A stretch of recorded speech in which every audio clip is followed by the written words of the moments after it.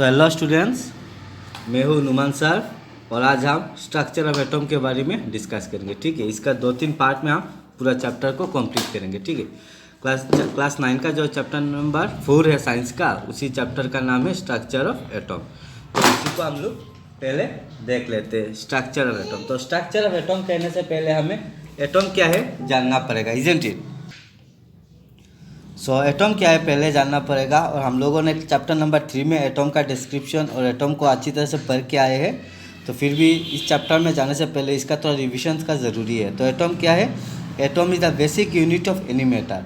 कोई भी मैटर का जो बेसिक यूनिट होता है या फिर जो स्मॉलेस्ट यूनिट होता है ना, उसी को हम लोग एटम कहलाते हैं। ठीक है, से फॉर एग्जाम्पल कोई भी, से फॉर एग्जाम्पल आपका क्लासरूम में चौक होता है, इस चौक को आप ब्रेक करते जाओ और एक टाइम ऐसा आएगा देखोगे कि इस पाउडर जो बन गया उस पाउडर को और फर्दर ब्रेक डाउन नहीं किया जा सकता, isn't it.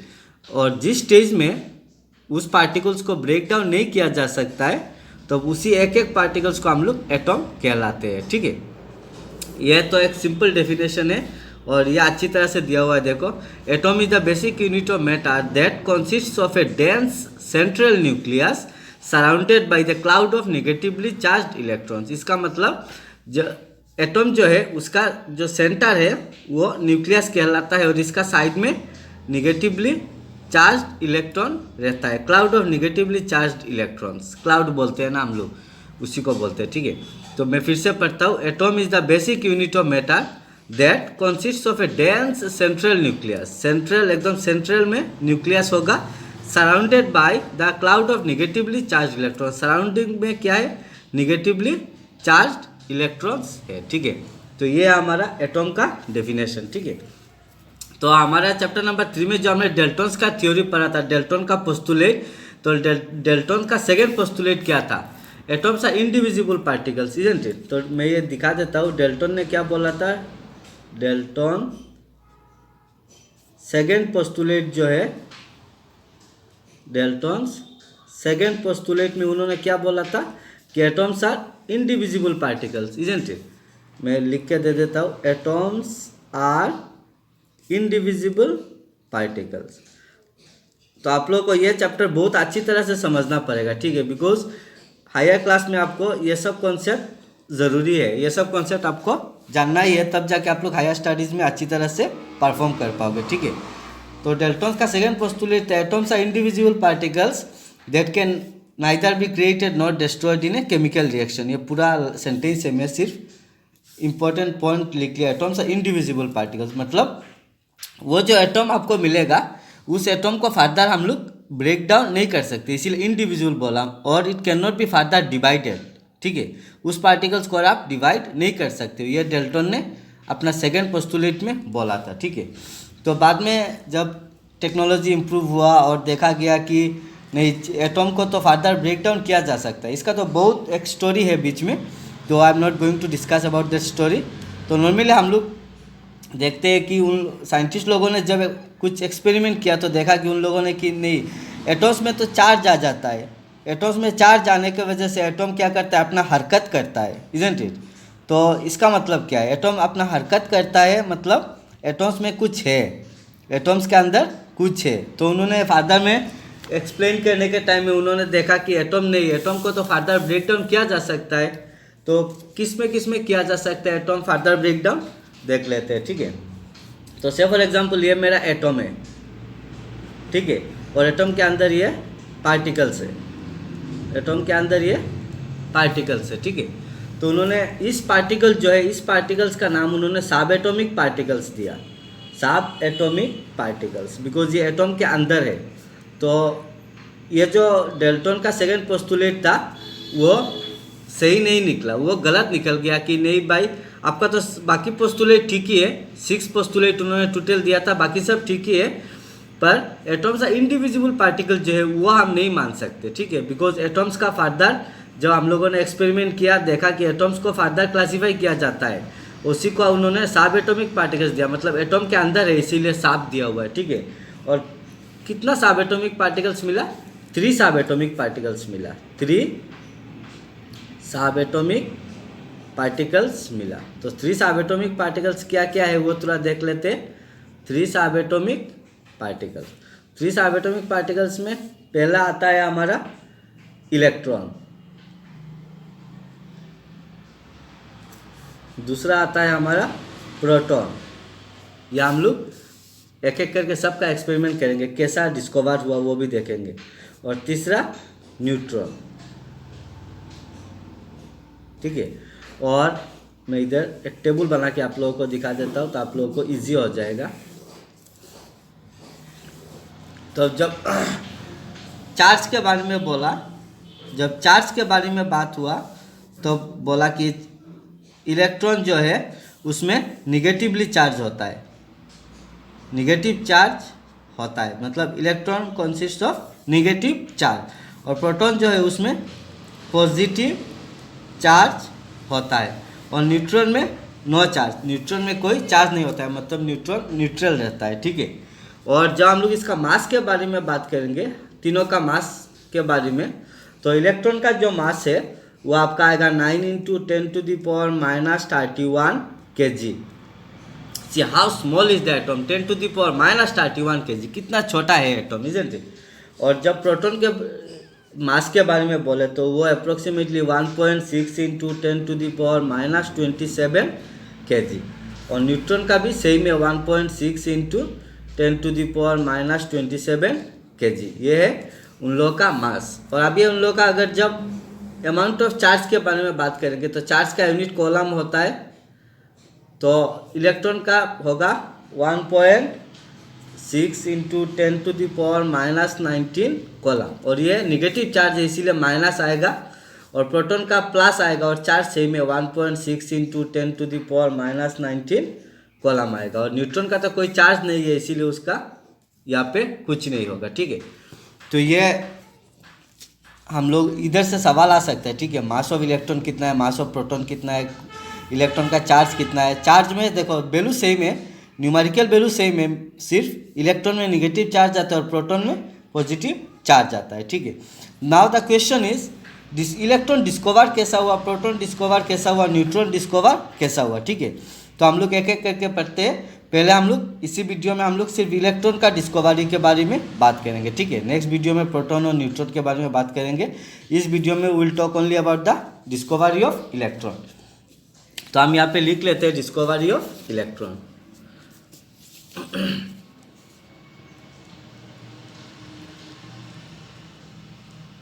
Discovery of electron.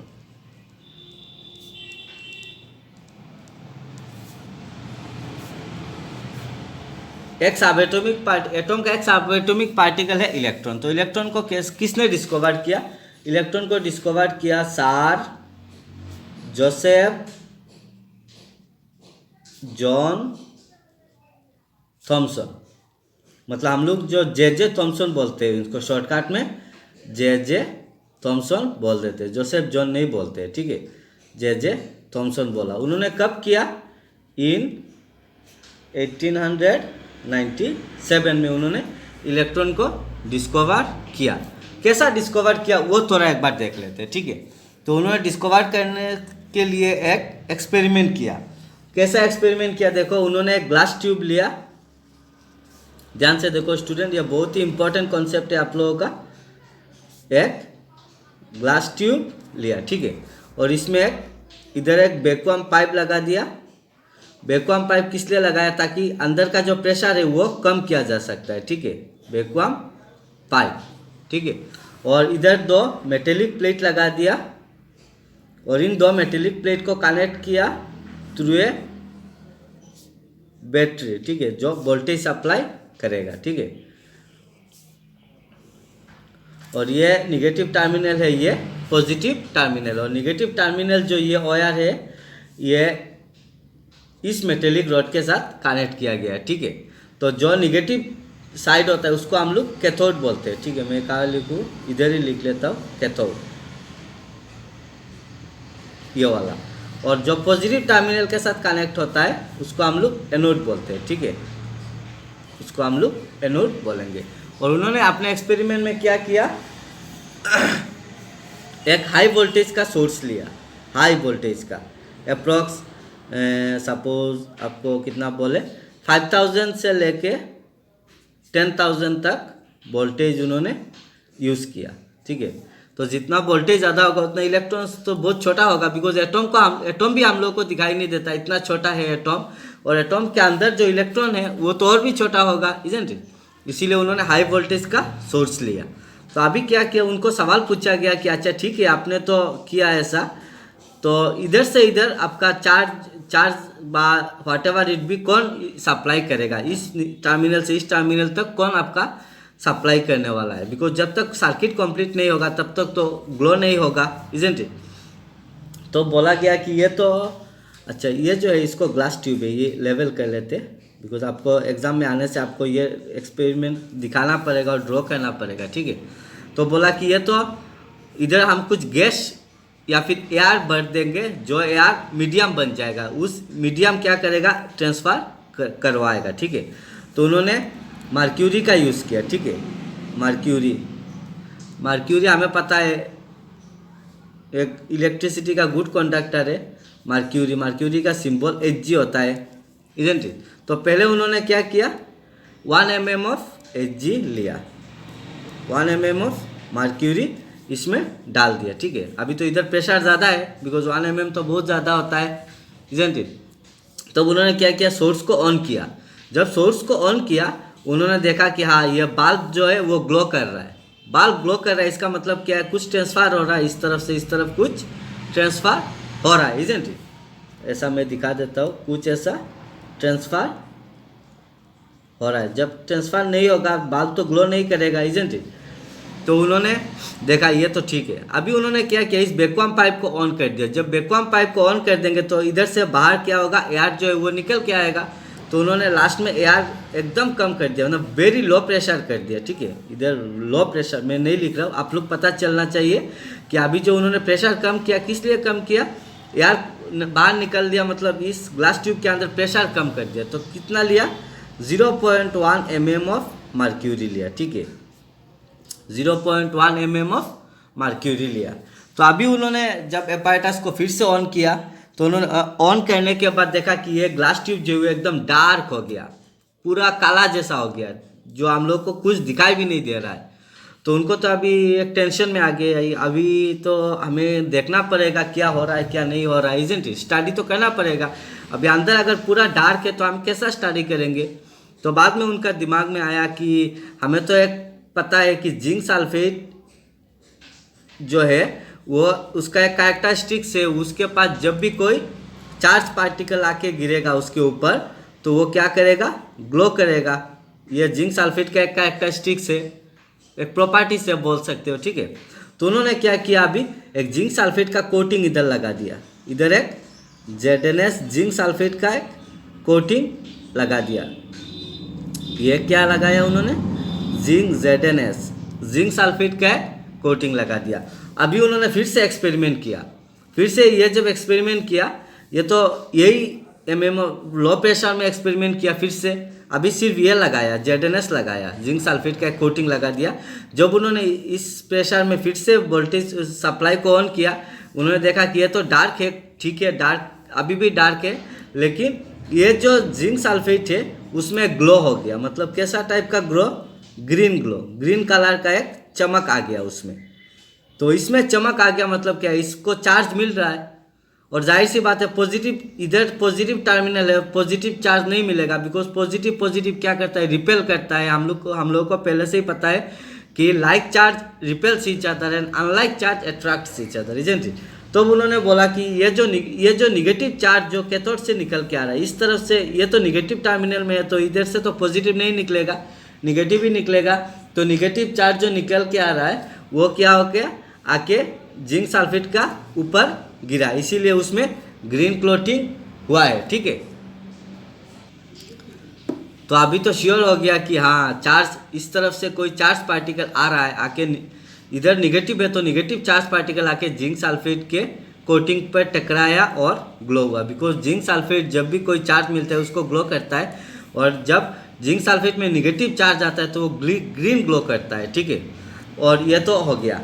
तो अभी तो उन्होंने इसी जो चार्ज जो निकल के आ रहा था, निगेटिव चार्ज जो निकल के आ रहा था, उसी निगेटिव चार्ज का उन्होंने लेटर में इलेक्ट्रॉन नाम दिया, इलेक्ट्रॉन नाम दिया किसने?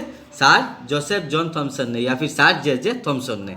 अभी सवाल है, बहुत सारे साइंटिस्ट तब भी थे तो उन्होंने सवाल किया नहीं नहीं ये तो चार्ज नहीं है, निगेटिव चार्ज नहीं है, ये तो लाइट है, बिकॉज ये बल्ब तो ग्लो नहीं करने से भी डार्क हो रहा है और यहाँ पे तो आ रहा है, मतलब अंदर में थोड़ा थोड़ा लाइट ट्रेवल कर रहा है।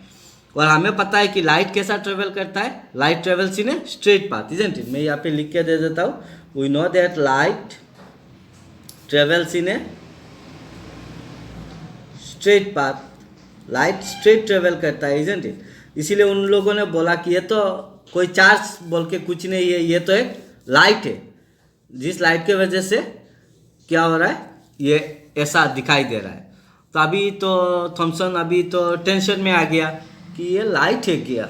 अगर लाइट है तो लाइट होने से क्या होगा, जब भी कोई चार्ज पार्टिकल लाइट के पास में रखा जाएगा, लाइट क्या करेगा, स्ट्रेट लाइन में ट्रेवल करेगा, इसमें कोई डिफ्लेक्शन नहीं होगा, इजंट इट।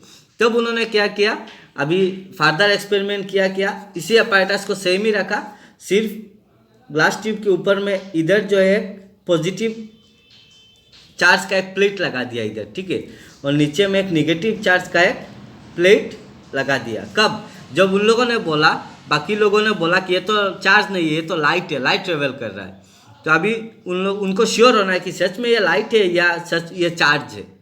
तो ये प्रूव करने के लिए उन्होंने क्या किया, इसी एक्सपेरिमेंट में 2 प्लेट लगा दिया, ऊपर की तरफ और नीचे की तरफ, एक में पॉजिटिव चार्ज लगाया और जिसमें निगेटिव चार्ज लगाया। तो अगर ये सच में लाइट होता तो ये चार्ज में उसका कोई इफेक्ट नहीं आता, फर्क नहीं पड़ता, वो स्ट्रेट ही ट्रेवल करता। लेकिन अगर वो चार्ज है, तो अगर पॉजिटिव चार्ज है तो निगेटिव चार्ज की तरफ अट्रैक्ट होगा, और अगर निगेटिव चार्ज है तो पॉजिटिव चार्ज की तरफ अट्रैक्ट होगा। तो उन्होंने इस एक्सपेरिमेंट में देखा कि ये जो चार्ज आ रहा है इस तरफ से, वो आके पॉजिटिव चार्ज की इस तरफ डिफ्लेक्ट हो रहा है, इस तरफ डिफ्लेक्ट हो रहा है। क्यों? बिकॉज इधर पॉजिटिव चार्ज लगाया हुआ है। अभी तो बाकी साइंटिस्ट लोग एकदम चुप हो गए, बिकॉज उन लोगों को पता चल गया कि उन्होंने लाइट बोला था इस रे को, लेकिन अभी उन लोगों को ही पता चल गया हाँ ये तो लाइट नहीं है, थॉमसन ने सही बोला था, ये कुछ चार्ज है। तो अभी कैसा चार्ज है? इधर पॉजिटिव चार्ज है। पॉजिटिव चार्ज कौन सा चार्ज को अट्रैक्ट करता है? निगेटिव चार्ज को अट्रैक्ट करता है। इसका मतलब ये जो कैथोड रे से जो निकल के आ रहा है, उसी को उधर से निगेटिव चार्ज निकल के आ रहा है, ठीक है। अगर निगेटिव चार्ज निकल के आ रहा है, इसका मतलब क्या है, उसको पॉजिटिव चार्ज अट्रैक्ट करेगा और ये निगेटिव चार्ज रिपेल करेगा, इजंट इट। तो ये जो रे जो निकल के आए, उस रे को उन्होंने कैथोड रे नाम दिया, कैथोड रेज, ठीक है, कैथोड रेज। और लेटर इस कैथोड रेज में से जो निगेटिव चार्ज निकल के आ रहा था, उनको उन्होंने इलेक्ट्रॉन्स नाम दिया। सो ऐसा उन्होंने डिस्कवर किया electron. Das discovery of electron come into exist, discovery of electron come into exist, ठीक है। तो उन्होंने कंक्लूजन क्या दिया? उन्होंने कंक्लूजन दिया कि इस एक्सपेरिमेंट में हमने देखा कि ऐसा सेंटेंस में लिखा हुआ था, he observe that stream of negatively charged particles coming out of cathode discharge tube, इसको डिस्चार्ज ट्यूब भी बोला जाता है, ठीक है। तो मैं इधर कंक्लूजन लिख देता हूँ, कंक्लूजन नहीं चाहिए, ऑब्जर्वेशन। उन्होंने क्या ऑब्जर्व किया अपने एक्सपेरिमेंट में? क्या ऑब्जर्व किया था अपने एक्सपेरिमेंट में? वही ऑब्जर्व किया था कि he observe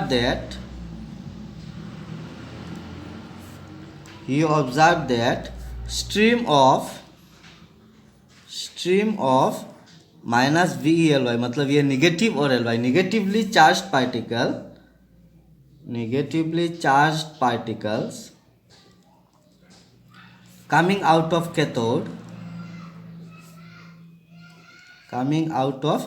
cathode discharge tube, because ये कैथोड रे से निकल के आ रहा है, निगेटिव तो कैथोड है ना, कैथोड से निकल के आ रहा है, इसीलिए cathode discharge tube, cathode of discharge tube.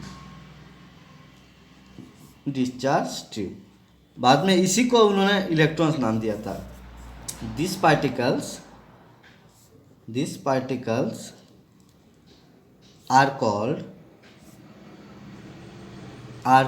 electrons, ठीक है। सो ये पूरा एक कॉन्सेप्ट मैंने दे दिया, इलेक्ट्रॉन डिस्कवर जॉनसन ने कैसा किया था, ठीक है। तो ऐसा नहीं कि उन्होंने बहुत इजीली ये डिस्कवर कर लिया, इसमें बहुत उनको वो आया, दिक्कत भी आया हो, बहुत साइंटिस्ट ने बहुत तरह का मतलब कंट्रोवर्सी किया, इजंट इट। बाद में उन्होंने इसी चार्ज प्लेट को लगाने के बाद सब ने समझ लिया कि हाँ इधर तो निगेटिव चार्ज है, इसीलिए वो पॉजिटिव चार्ज की तरफ अट्रैक्ट करता है। तो उम्मीद है स्टूडेंट्स कि आप लोगों को डिस्कवरी ऑफ इलेक्ट्रॉन में अभी कोई प्रॉब्लम नहीं आएगा। जितना भी MCQs हो या लॉन्ग क्वेश्चन हो, आप लोग आराम से आंसर कर सकते हो, इजंट इट। और ये डायग्राम जो है वो आपको याद रखना पड़ेगा, कैसा उन्होंने डिस्कवर किया और इस apparatus को कैसा उन्होंने सेट किया, ठीक है। तो उम्मीद है स्टूडेंट्स आप लोग को समझ में आया होगा, और अगर समझ में आया तो ये मेरा वीडियो को एक लाइक भी कर देना स्टूडेंट्स, ठीक है। और चैनल को भी सब्सक्राइब करो अगर नहीं किया तो, और अपने दोस्त लोगों के साथ भी मेरा वीडियो को शेयर करो, ठीक है। Thank you. और हम नेक्स्ट वीडियो में डिस्कवरी ऑफ प्रोटॉन के बारे में बात करेंगे। Okay, thank you.